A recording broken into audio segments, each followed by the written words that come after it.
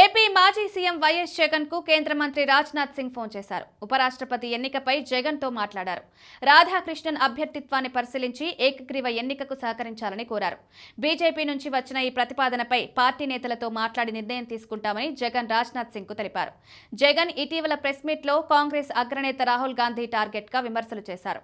దీంతో బీజేపీ చేసిన ప్రతిపాదనపై సానుకూలంగా స్పందించే అవకాశం ఉందనే చర్చ జరుగుతోంది. త్వరలోనే దీనిపై ఓ నిర్ణయం తీసుకుంటారని చెప్తున్నారు.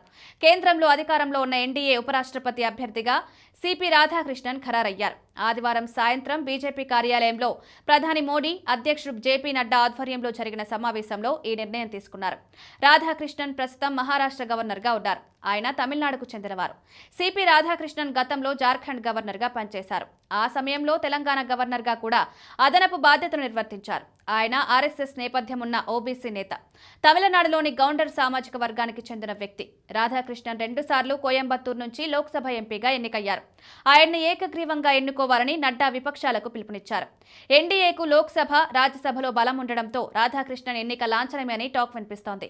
దక్షిణాది రాష్ట్రాల నాయకులకు తగిన ప్రాధాన్యం ఇచ్చేలా బీజేపీ సిపి రాధాకృష్ణన్ ను ఉపరాష్ట్రపతి అభ్యర్థిగా ఎంపిక చేసింది.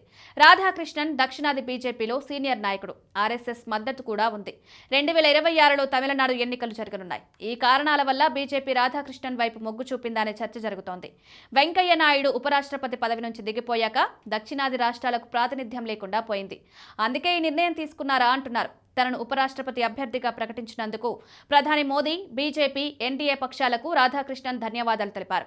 దేశానికి సేవ చేసే అవకాశం కల్పించారని, తనపై ఉంచిన నమ్మకాన్ని భావోద్వేగానికి గురయ్యారు.